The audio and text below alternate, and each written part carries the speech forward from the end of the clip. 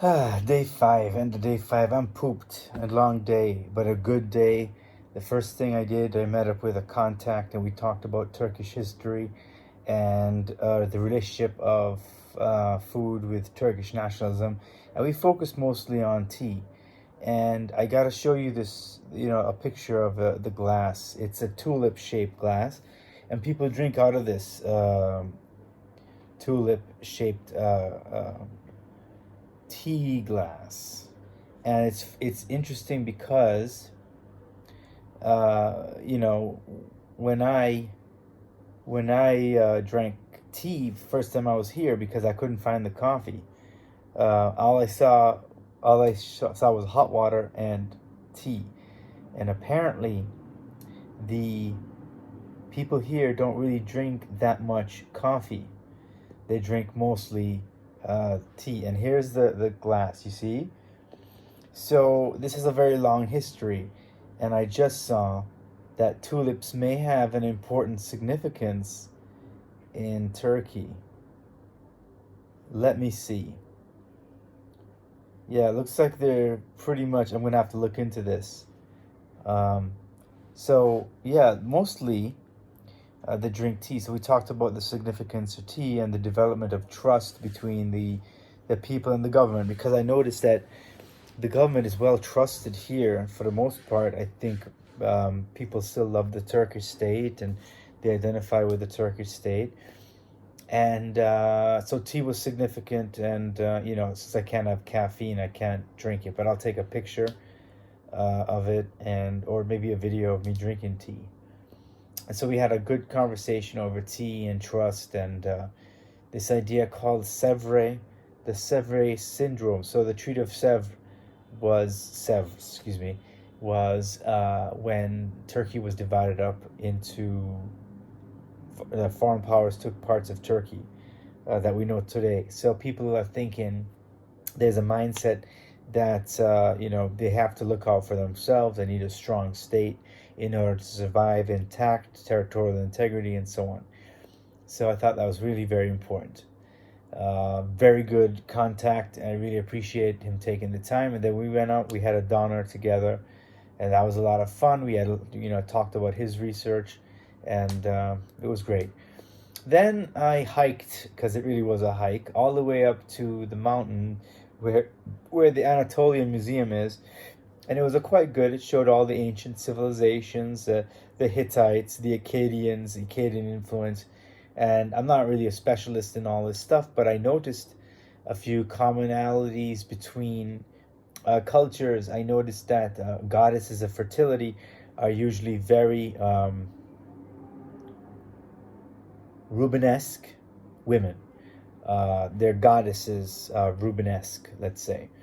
Very curvy, and it's a fertility. So we're talking not just the human, the ability for women to have children, many children, but also harvest time. So that was the link there. And then I saw a few of those in Macedonia. So there, I'm sure it's littered all over. This idea, and it reminded me very much of some of the food here, because the Ottoman influenced food. The Ottoman experience, I believe, influenced how people eat and what people eat. Over time, it just spreads, right? Good ideas tend to spread, right? That's what I think. And then I was looking for Byzantine stuff, and it's not there. There was none. There was no Byzantine in the Anatolian Museum, in the Museum of Anatolian History. And I mean, Byzantium was, Anatolia, when the East and West Roman Empire split. They each called themselves Rome, but we as today we call it Byzantium, but I'm sure they just call themselves Roman. And they spoke Greek, of course, but there was a few Greek objects. Zeus and Athena. Athena was there.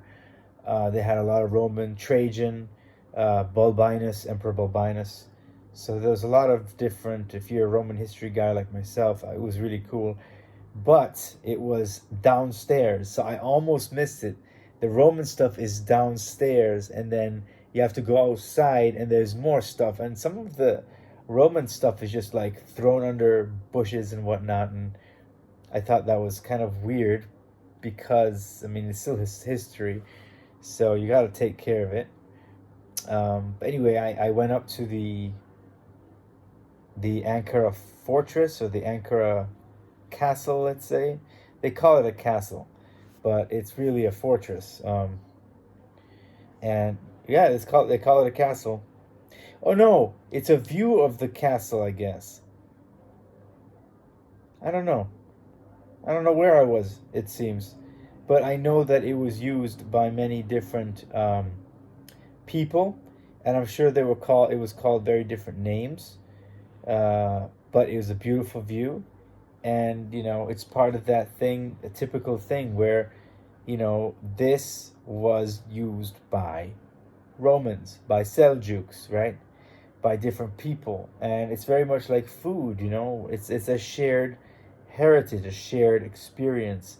History is shared, food is shared.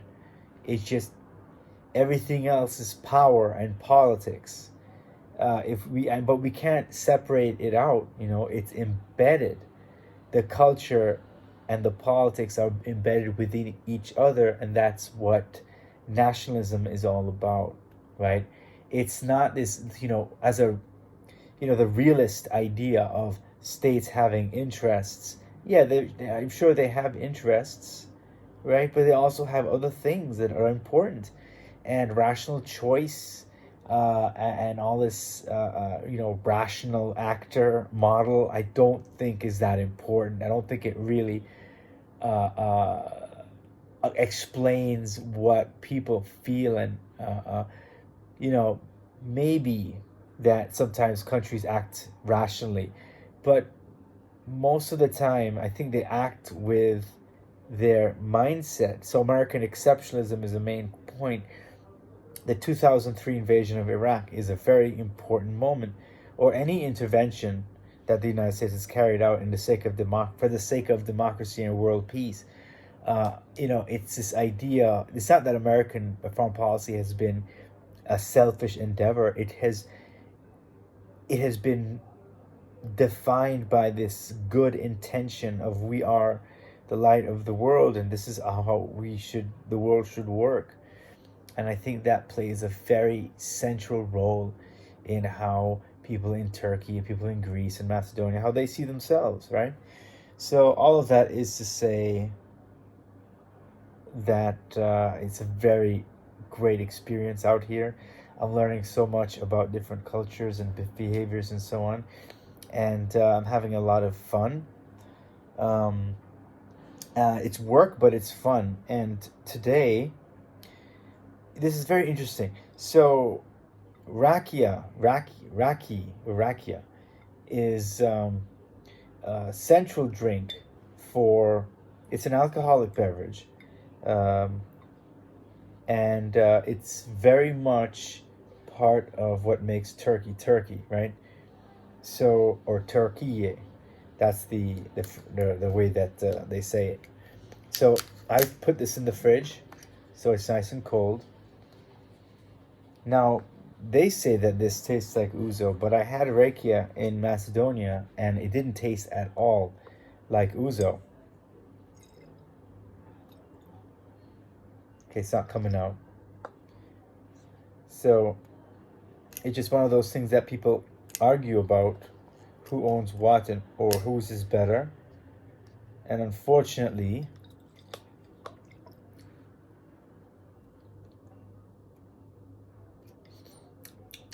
yeah, this tastes like ouzo. The one in Macedonia was very good. It tasted like grape. Maybe I ordered the wrong thing, right? Maybe this is not what I had back there, was something else, but it said on the menu, and it wasn't even white. It was like a golden color, and it's not coming out. Anyway, so this is what people fight over: who owns or who makes the best stuff. This is supposedly stronger than ouzo. Um, Jeez, I don't even know how to stop the video so I can attend to this. Anyway, so yeah, this is gonna taste like ouzo or arak or mastica. It smells the same. I'm sure it tastes the same. Is there a way to open it? Oh! There's a thing in there's a cap. You see that?